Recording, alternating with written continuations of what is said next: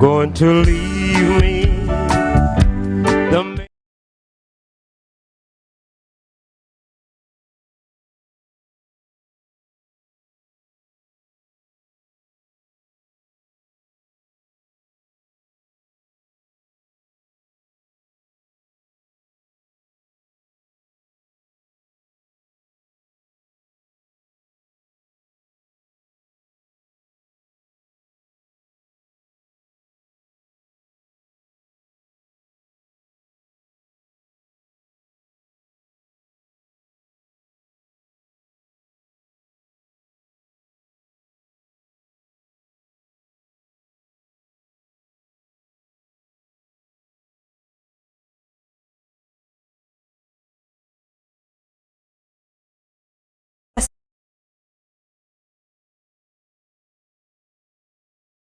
The declared regarding this payment.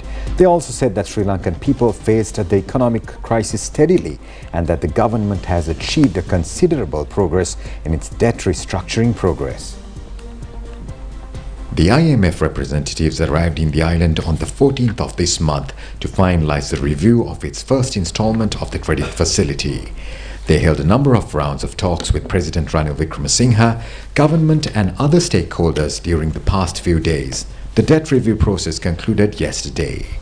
Sri Lanka's operational head of the IMF, Peter Brewer, Deputy Head Katsirina Svirudsenka, and IMF country representative in Sri Lanka, Sharvat Jahan, were present at this press briefing held in Colombo today. The IMF expresses following ideas over the debt restructuring program.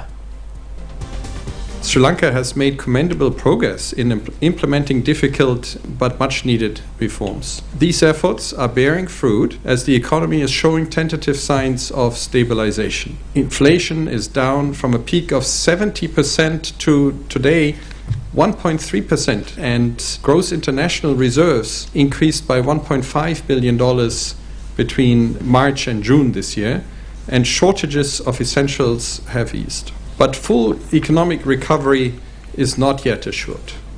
Growth momentum remains subdued, with real GDP contracting 3.1% in the second quarter this year on a year-on-year basis, and high-frequency economic indicators still sending mixed signals. Reserve accumulation has slowed in recent months. In this challenging environment, the authorities have undertaken important steps on monetary and fiscal policies, as well as implemented structural reforms to address the ongoing economic crisis. Key legislations have passed in Parliament, including the Central Bank Act and the Anti-Corruption Act, and these could improve governance if implemented effectively. To increase revenues and signal better governance, it will be important to strengthen tax administration, remove tax exemptions, and actively eliminate tax evasion. Discussions are ongoing, and the authorities are continuing to make progress on their plans for revenue mobilization targets, anti-corruption efforts, and other important structural reforms. Let me conclude by thanking the authorities for the excellent collaboration during the mission. The team will continue its discussions in the context of the first review, with the goal of reaching a staff-level agreement in the near term. We reiterate our commitment to providing support to Sri Lanka during this challenging time. President Ranil Wickremesinghe left the country for Germany early morning today to take part in the Berlin Global Forum. This meeting will be held in Berlin tomorrow and the day after, with the participation of heads of states of many countries. The summit is a global initiative to find solutions for the current geopolitical and economic challenges. The Sri Lankan president is scheduled to deliver the inaugural address of the State Leaders Dialogue on the first day of the summit. German Chancellor Olaf Scholz, Belgian Prime Minister Alexander De Croo, Kazakhstan President Kassym-Jomart, Chairman of the European Council Charles Michel, and a number of heads of states, ministers of foreign affairs and economic and financial experts will also take part in this summit. Top officials of leading companies of the world are also scheduled to take part in this event. It is significant that the summit is held at the historic residence of the Chancellors of the United German Federal States. The place is now used as the European Management and Technical Schools faculty. President Ranil Wickremesinghe will will meet German Chancellor Olaf Scholz, leading ministers and parliamentarians of Germany and members of German Chamber of Commerce and Industries for official talks. With the sidelines of the summit, President's senior advisor and Chief of Presidential Staff Sagala Ratnayaka will have talks with policy advisors for foreign affairs and defense policies of the German Chancellor Jens Blotner. Meanwhile, Secretary to the Ministry of Foreign Affairs Arun Vijayawardena will hold talks with the German Secretary of State Dr. Thomas Bagger. President's senior advisor Dr. R.H.S. Samaratunga, advisor to the Finance Ministry, economist Deschamps de Mel have also joined in the President's delegation to Germany. Sri Lankan ambassador in Germany Varuni Muthukumarana will also take part in these talks. A new circular has been issued as a solution for the problem caused by the withholding tax to the senior citizen who enjoyed an income of interest less than 100,000 rupees. Now, State Minister Dr. Ranjit Singh Balapitia says that accordingly the senior citizens are able to obtain their interests prior to 1 year's maturity.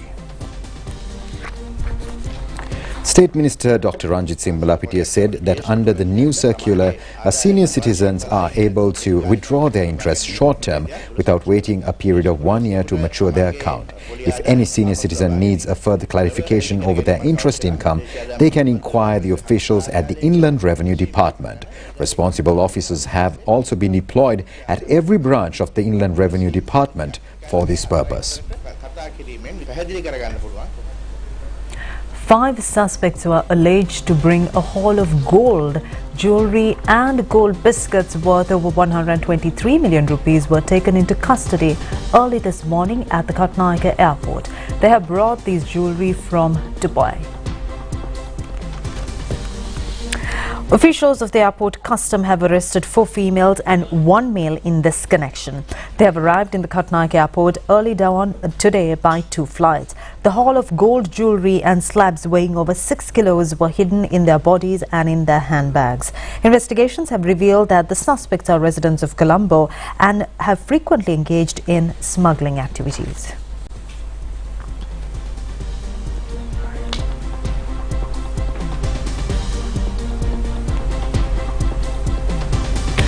One million foreign tourists have arrived in Sri Lanka during this year so far. The target was achieved yesterday. Earlier, 1 million tourists within a year was reported in 2019.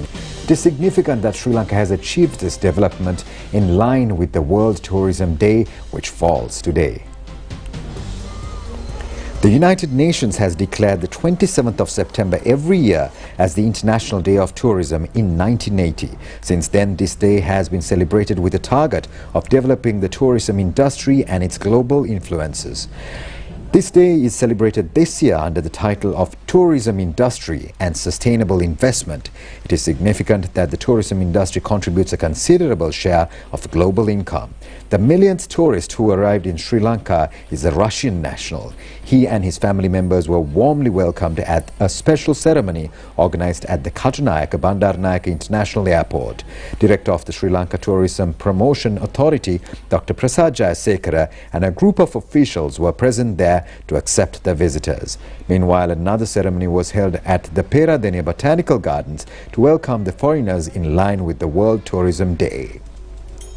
Another function was held in Colombo to mark the World Tourism Day by the Sri Lanka Tourism Development Authority. The authority says that there is a significant growth in the tourism industry in Sri Lanka after a slow pace reported during the COVID-19 pandemic. The digital revolution will continue to play a significant role in reshaping the tourism industry. Sri Lanka could perhaps embrace more this shift by investing in technologies such as virtual reality experiences and artificial intelligence to provide personalized and immersive experiences for visitors who do not want to leave any carbon footprint behind. Regulatory and policy challenges such as inconsistent incentives and permitting procedures can create uncertainty for potential investors. Also, limited access to affordable green financing options can shy away investors. In the tourism sector especially, they can be resistant to change from traditional practices, making it difficult to introduce sustainable initiatives. On the other hand, lack of awareness and education about the long-term benefits of green investments may lead stakeholders to prioritize short-term gains over sustainability. So we must continue to advocate. The trade-offs are no longer the options. We must push forward with the sustainability agenda. Overcoming these impediments requires collaborative efforts among government, particularly the BOI, Board of Investment, businesses, and international organizations to provide incentives, streamline regulations to attract the right investors, SDG-aligned investors, and expertise, and raise awareness about the economic and environmental advantages of green investments. There must be an ecosystem where green investments can easily be pursued without necessarily raising the cost of responsible actions. Because if you talk of Sri Lanka, our tourism is definitely hinged on green tourism and sustainable concepts. We have achieved a lot, but there's a longer distance to go. And with the support of all, together, we can make it happen. When we compare Sri Lanka with other destinations in the world, we are blessed with natural assets. Our culture, our heritage, our natural assets, the sea, sun and sand, wildlife parks, nature, all that needs to be preserved, conserved, and properly managed for future generations. And there lies the overall sustainability and the contribution that tourism could make towards the economy. Everyone sees a lot of potential for the South Asian region, and it's up to all of us to help ourselves to the deserving share and place Sri Lanka on the global map. As we all know, today tourism is playing a major role and making a major contribution towards our economy. We are the second largest foreign exchange earner for the economy right now, and hopefully with the support of all stakeholders, we can make it the largest foreign exchange earner for the economy by 2027. Minister Dr. Bandula Gunawardena says that 30 SLTB depots out of 39 depots have become profitable at present. The minister also states that the program to issue electronic tickets to passengers will be implemented before the end of this year. The minister made these remarks participating in a ceremony held at the Ministry of Transport to distribute appointment letters to newly recruited 100 conductors and drivers. Minister Dr. Bandula Gunawardena said that 30 SLTB depots are able to pay the salaries to their employees by their own income. 9 depots are yet to become profit-making. If the employees work honestly, all the SLTB depots will be able to earn profits. It has been planned to introduce electronic ticket systems through which the entire income would go to the depot. 200 electronic buses will be imported to run in the Western Province. The government's aim is to use electric vehicles for passenger transport throughout the country by 2030. A large crowd has gathered at the Colombo International Book Fair in the BMICH premises today as well. Today is the 6th day of this exhibition. This event has been organized annually by the Book Publishers Association. A book titled Tunmannage Cinemaava, written over the cinema life of veteran actor Sanath Gunathilaka, was launched at the Colombo International Book Fair premises today. The writer of this book, Samantha Seneviratna, presented the first copy of the book to actor Sanath Gunathilaka.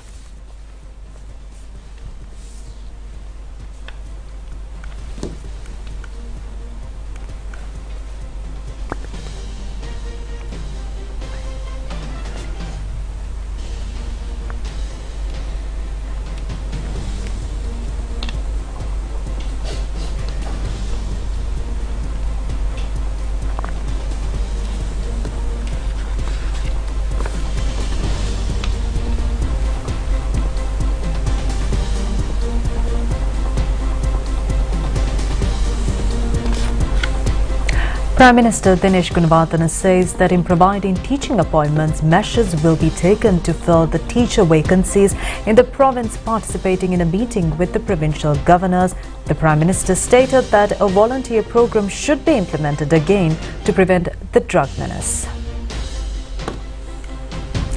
The meeting was held at the Temple Trees yesterday. The Prime Minister said that the program for enhancing economic, political and administrative situation in the country should be expedited. Attention should also be focused to swiftly operate the local government institutions that are without public representatives at present. The government institutions are functioning without public representatives for a period of over 1 year. The Prime Minister said, therefore, the activities of provincial councils should be carried out continuously. District development committees have also been set up for this purpose. The local government ministry and provincial councils have identified that income of each global government body can be increased. The Prime Minister also pointed out the need to implement a voluntary program to accelerate development projects under the local government bodies. Parliamentarian Dilan Pereira says that some parties of the opposition have overestimated their position in politics. He made this comment at a function held at Koswatta in Naval area yesterday. This has been organized to reminisce the memories of late Prime Minister SWRD Bandaranaike. It has been organized under the title of Thinking and Lessons Learned from Bandaranaike. A number of parliamentarians and politicians were present at this meeting. Parliamentarian Partli Champika Ranavaka said that some people say that it is better to have been ruled by the British rulers today as well. However, Sri Lanka entertained independence during the past period but not utilized it in a fruitful manner. Accordingly, some politicians and leaders and their business partners had the opportunity to make the country bankrupt. President Secretary Saman Ignaika says the government is committed to protect the Buddha Sasana according to the Constitution. He made these remarks at a ceremony held to present the relevant credential papers for the new sacred areas declared by the National Physical Planning Department through a new Gazette notification. Credential papers were offered to the caretakers of 5 historic temples and a devalaya: Velgama Raja Mahaviharaya, Meegammana Ancient Temple in Pathadumbara, sacred site of Gangodavilla Sri Vijayaramaya, Sunetra Devi Pirivena in Papiliana and Mahasen Raja Mahaviharaya in Minneria are the historic temples that were declared as sacred sites. Sri Siddha Sath Pattini Devala premises at Madagoda in Ruanvalla has also been declared as a sacred site.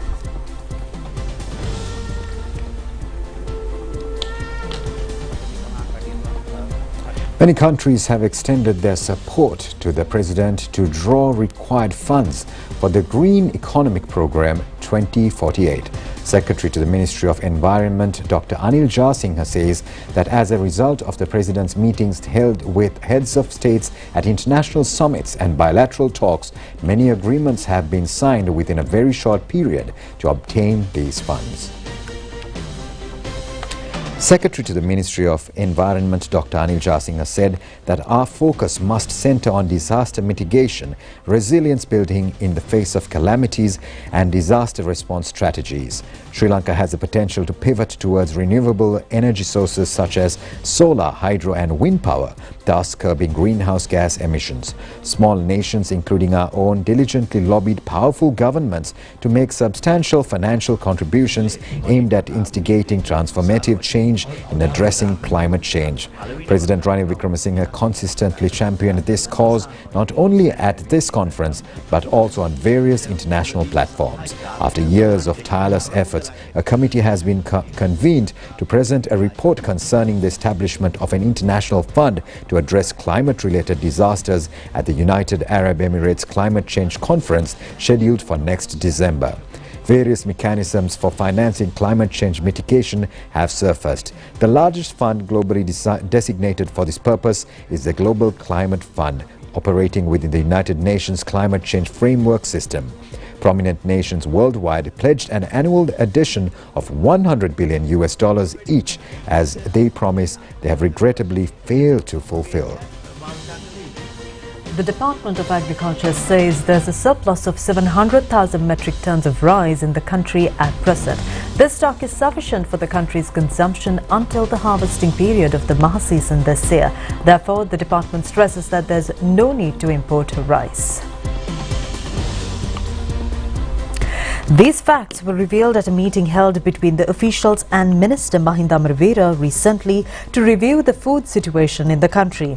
The agricultural officials pointed out that 800,000 hectares of paddy lands were cultivated during the last Maha season.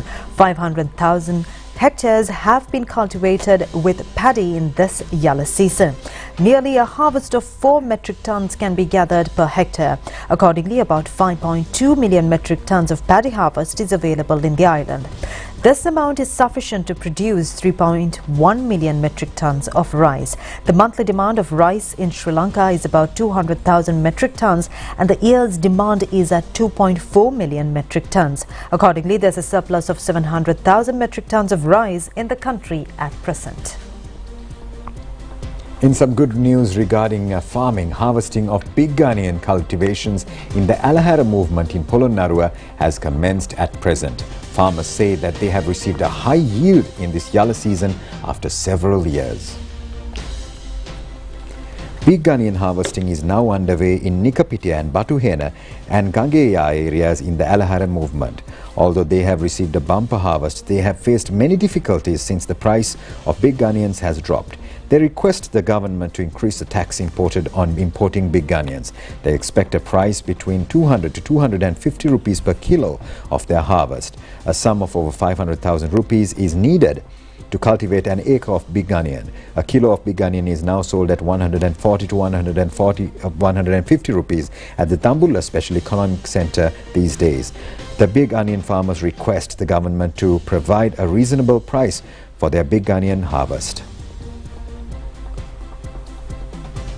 And here's a few more local news items in brief. Governor of the Northern Province, PSM Charles, says that 25,000 houses will be constructed for the low-income homeless families in the province. The government will spend 5 million rupees per housing unit. The constructions are to be completed within 3 years.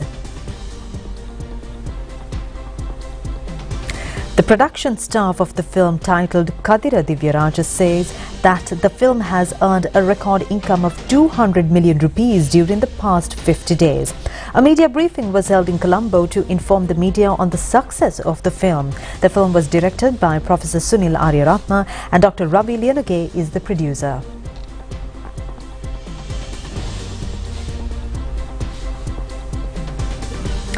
Governor of the Sabaragamu province, Navin Dissanayake, says a joint plan will be implemented to promote tourism industry in the Pinnavala and Kitulgal areas.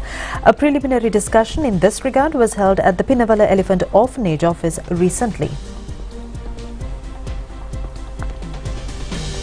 Indian High Commissioner in Sri Lanka, Thera S, says that 10,000 scholarships will be offered to Sri Lankan youth to follow about 400 courses in leading educational institutions in India.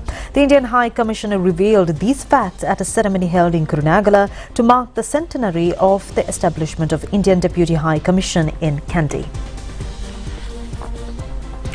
Foreign news on the other side of this break.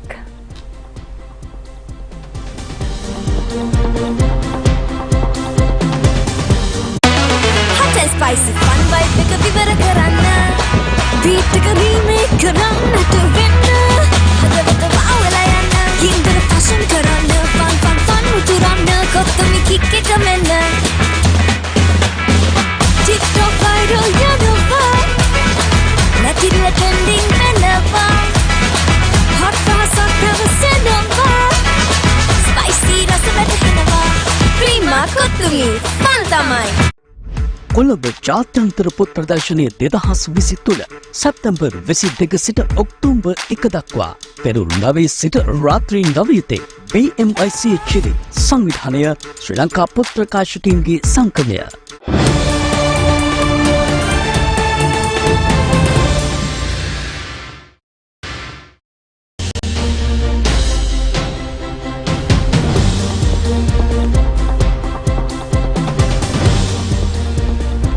In some unfortunate news from Iraq, foreign media reports that at least 100 people have died and 150 others are injured after a fire broke out during a wedding in Iraq's biggest Christian town. Hundreds were celebrating in a banqueting hall in Korakosh, Nineveh province when it happened. It is not known what started the fire, but some reports suggest fireworks set it off. Flammable pellets fueled the flames, causing parts of the ceiling to catch fire and fall, fire officials said. Iraq's Civil Defense Directorate said that the fire led to the collapse of parts of the hall as a result of the use of highly flammable, low-cost building materials that collapsed within minutes of the fire breaking out.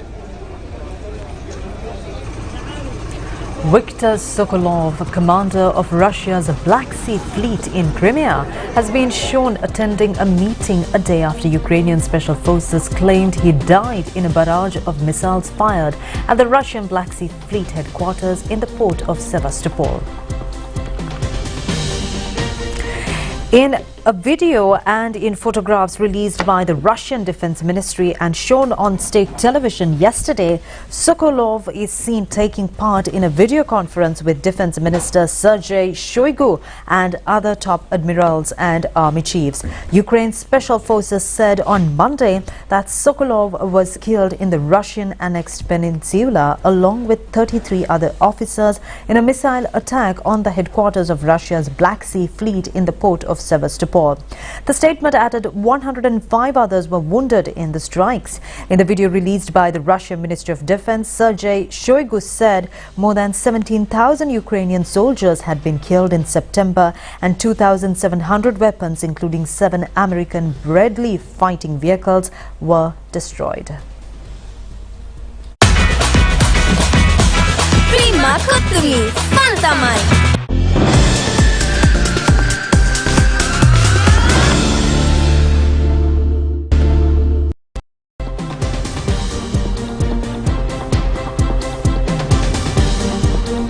There are only 8 more days for the commencement of the World Cup ODI cricket tournament. Now, Sri Lanka joins the tournament this year with the hope of winning the World Cup again after 27 years. This is the 13th edition of the ICC World Cup ODI cricket tournament. It takes place from the 5th of October to the 19th of November in India. The Sri Lanka team headed by Dasun Shanaka left the country last night for the tournament. Prior to the tournament, Sri Lanka will take part in 2 practice matches on the 29th of this month and on the 3rd of October against Bangladesh and Afghanistan respectively. The preliminary round of the tournament will be held under league system. Accordingly, each team will play 9 matches. Sri Lanka plays its first match against South Africa on the 7th of October in New Delhi. Sri Lanka versus Pakistan match will be played on the 10th, and the third match is against Australia on the 16th of next month. Sri Lanka will meet Netherlands on the 21st and England on the 26th of October. Sri Lanka versus Afghanistan match will be played on the 30th of October. The 7th match of Sri Lanka is against India. It will be played on the 2nd of November. Sri Lanka meets Bangladesh on the 6th of November, and Sri Lanka's last match of the preliminary round will be played against New Zealand on the 9th of November. Sri Lanka has won the World Cup in 1996 under the captaincy of Arjuna Ranatunga by defeating Australia in the finals. After that, Sri Lanka has qualified twice for the finals but unfortunately failed to win the cup. Sri Lanka played finals against Australia under the captaincy of Mahela Jayawardene in 2007, and then Sri Lanka played the finals against India in 2011 under the captaincy of Kumar Sangakkara. Sri Lanka cricket fans wish the Sri Lanka team the best and to become the champions of one-day cricket again this time.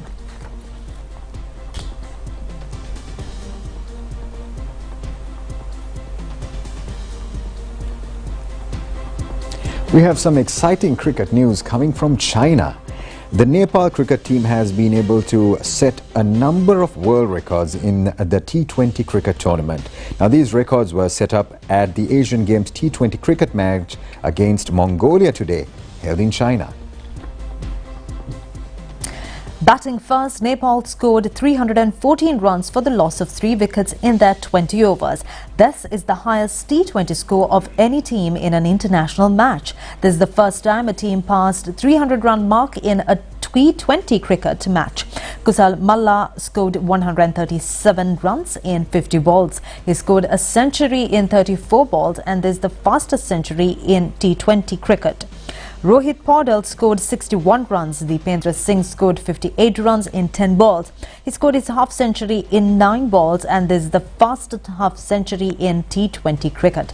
There are 28 sixes in the Nepal innings, and it is the highest sixes of a team in the T20s as well. In reply, Mongolia was all out for 41 runs in 13.1 overs. Accordingly, Nepal won the match by a huge 273-run margin, and this is the highest run margin of a T20 match.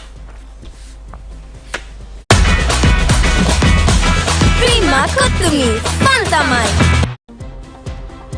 And that was a look at your news right here on ChannelEye Rupavahini Corporation. I'm Siobhan Pereira signing out together with Kasuni Balachandra, wishing you a pleasant evening. Good night.